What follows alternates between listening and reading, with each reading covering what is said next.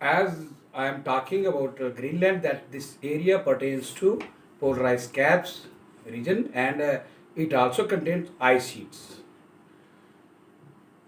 These ice sheets, these ice caps and ice sheets sometimes break in various enormous pieces of ice, and these big and small pieces of ice are called icebergs.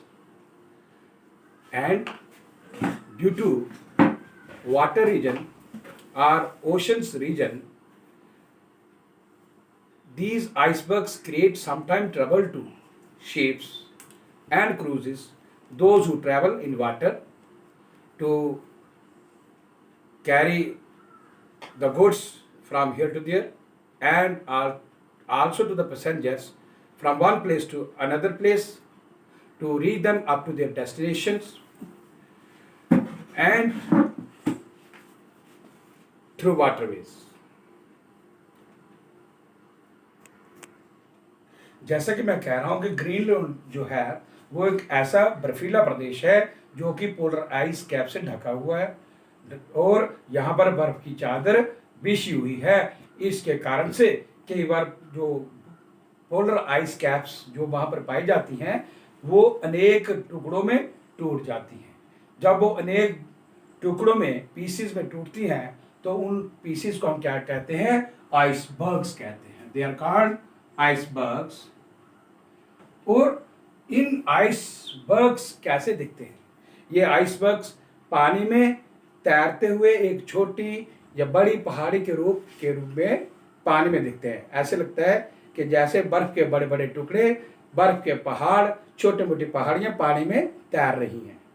और इन icebergs के कारण से जब ships, cruise या boats वहां पर चलती हैं तो कई बार उनके लिए ये गंभीर खतरा भी बन जाती हैं, और इस कारण से वहां पर फाग ज़्यादा पड़ती है, और फाग होने के कारण से कई बार बोट्स या शिप्स आपस में टकरा जाते हैं और वो दुर्घटना का कारण बन जाते हैं। और इस कारण से ये आइसबर्ग्स जो है जहाज़ों के लिए और क्रूज के लिए कई बार खतरे का सबब भी बन जाते हैं।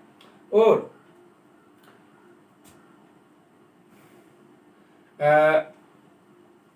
जहाज और क्रूज जो होते हैं इनका क्या काम होता है? क्योंकि ग्रीनलैंड आइलैंड्स में है, आइलैंड है ये, और आगे पीछे पानी है, और अनेक जो भाग हैं वहाँ पर धरती के भाग है वो आइलैंड के रूप में हैं, और वहाँ पर लोगों को एक स्थान से दूसरे स्थान तक जाने के लिए वाटरवेज का सहारा लेना पड़ता है। और वाटरवेज में ये जो शिप्स या क्रूज ये पैसेंजर्स को एक जैसा जगह से दूसरी जगह लेने के लिए या सामान को एक जगह से दूसरी जगह पहुंचाने के लिए इन क्रूजेस का और शिप्स का प्रयोग होता है, ताकि इनका प्रयोग करके लोग और सामान अपने स्थान पर पहुंच सके। और ये सारा काम जो है पानी के माध्यम से ही होता है, और जिसे वाटर ट्रांसपोर्ट के रूप में इनका ज़्यादा प्रयोग किया जाता है, जिससे ट्रांसपोर्ट में इनका योगदान लिया जा सके। तो ये मैं बता रहा था कि the role of ice polar ice caps in water and what danger they create for the ships and cruises which sail in the oceans. अलग Greenland lies in Arctic Circle, and due to this, during summer the sun rays fall slanting position.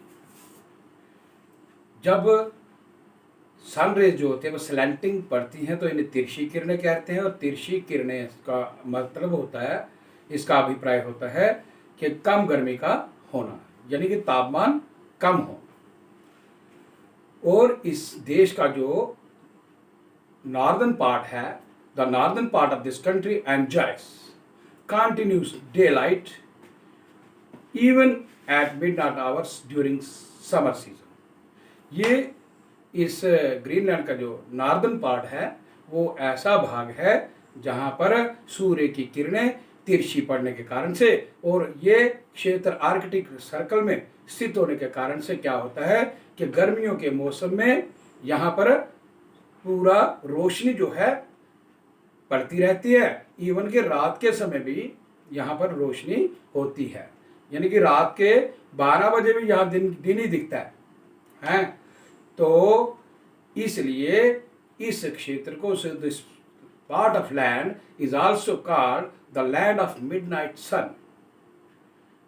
ये Greenland land of midnight sun के नाम से मशहूर है, famous है, क्योंकि ये ऐसा क्षेत्र है कि गर्मियों के मौसम में सन रेज स्लैंटिंग पड़ने के कारण से यहाँ पर दिन जो है अधिक समय तक दिखता रहता है। और दिन के समय तो दिन होता ही है, परंतु रात के समय में भी दिन ही दिखता है, क्योंकि रात के समय में भी वहाँ पर रोशनी ही होती है। इसीलिए इस ग्रीनलैंड को लैंड ऑफ मिडनाइट सन कहते हैं। Now winter season is longer season there. सर्दियों का मौसम जो होता है वो लंबा मौसम होता है और सर्दियां काफी लंबे समय तक चलती हैं।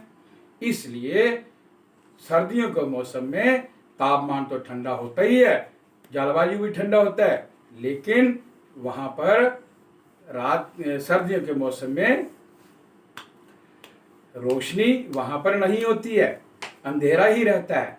तो यानी कि गर्मियों के मौसम में वहां पर दिन दिखता है और सर्दियों के मौसम में वहां पर रात ही रात दिखती है। और इसलिए सर्दियों के मौसम में जितनी देर तक वहां पर शरद ऋतु चलती है वहां पर दिन नहीं दिखता है और रात ही रात होती है, यानी कि अंधेरा ही अंधेरा होता है। तो सारे कार्य उस देश में रात के समय ही चलते हैं। ऐसा नहीं है कि लोग 6 महीने तक सोए रहते हैं। जब तक विंटर सीजन होगा तो लोग सोए रहेंगे, काम ही नहीं करेंगे। लेकिन उस देश ने अपनी व्यवस्था इस प्रकार से बनाई है, they have manage their country in such an order that they work and they also take rest in time.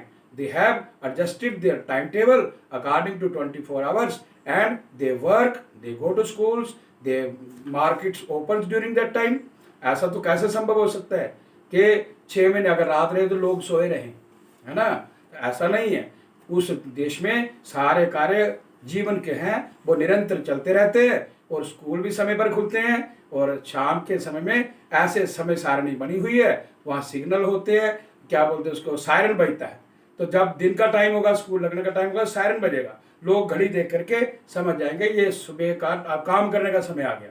तो फिर 12 घंटे काम करते रहेंगे। उसके बाद जो अगला समय आएगा वो उनका रेस्ट का समय होगा। इस ढंग से वो लोग समझ जाते हैं और उनको हुटर्स से, जो सायरन होते हैं, उनकी आवाज़ से लोगों को सचेत किया जाता है कि अब रेस्ट का टाइम आ गया, अब काम करने का टाइम आ गया। जब काम करने का समय हो तो समझो दिन का समय है और जब आराम करने का समय हो तो वहाँ पर समझो रात का समय है। तो इसलिए ये क्षेत्र ऐसा क्षेत्र है, खास क्षेत्र है ये धरती पर, जहाँ पर 6 महीने में दिन रहता है और 6 महीने में यहाँ पर रात ही रात रहती है। परंतु दिनचर्या में या काम में किसी भी प्रकार की कोई बाधा विघ्न नहीं आता, काम निरंतर चलते रहते हैं और व्यवस्था जो है लोगों ने अपने हिसाब से, उस स्थिति के हिसाब से, वहाँ की जो भौगोलिक स्थिति जो है उसके हिसाब से की हुई है और सारे काम निरंतर चलते ही रहते हैं। और ऐसे क्षेत्र में सर्दियों के मौसम में बहुत ज़्यादा स्नोफॉल होता है। It receives heavy snowfall there during this season. Greenland lies in Arctic circle, यानी कि ग्रीनलैंड जो है वो आर्कटिक सर्कल में पड़ता है और गर्मियों के मौसम में यहाँ पर सूर्य की किरणें स्लैंटिंग पड़ती हैं, यानी कि तिरछी पड़ती हैं। और इसका जो नॉर्दर्न पार्ट है, ग्रीनलैंड का जो नॉर्दर्न पार्ट है, यहाँ पर लगातार रोशनी पड़ती रहती है समर के सीजन में, और यहाँ तक कि रात का समय भी जब होता है तब भी यहाँ पर रोशनी ही रोशनी दिखती है। इसीलिए इस ग्रीनलैंड को हम क्या कहते हैं, land of midnight sun. It is called land of midnight sun because there is light during night hours also. During winter season is longer season here.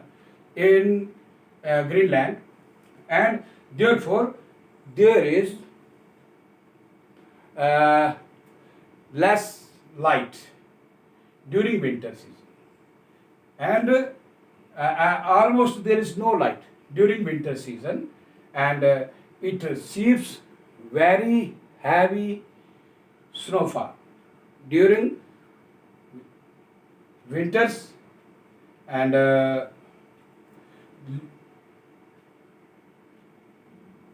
जितने भी कार्य इस देश के हैं वो दिन के समय में, जब दिन होता है, निरंतर चलते रहते हैं, और रात के समय में, जब रात को तो होती नहीं है, पर जब समय को उन्होंने बांटा हुआ है, जब 12 घंटे निकल जाते हैं और 12 घंटे के बाद लोग आराम करते हैं, ऑफिस बंद होते हैं, शॉप्स क्लोज होती हैं, है ना। इसी प्रकार से जब 12 घंटे के बाद समय आता है तो वो उसे दिन का समय समझते हैं, और उस समय के दौरान office, schools, commercial complex, industries, factories सब खुल जाती हैं। जिस जैसे लोग दिन में लोग कार्य करते हैं उस ढंग से कार्य करते हैं, लेकिन उन्होंने व्यवस्था समय की इस हिसाब से की है कि लोगों को इस समय का, इस चीज़ का पता चल जाता है कि अभी काम करने का समय है या अभी रेस्ट करने का समय है। अगर जब रेस्ट करने का समय हो तो समझ लेना वहाँ पर रात है, और जब काम कर रहे हैं तो समझ लेना दिन है, परंतु इसका संबंध रोशनी के साथ नहीं है।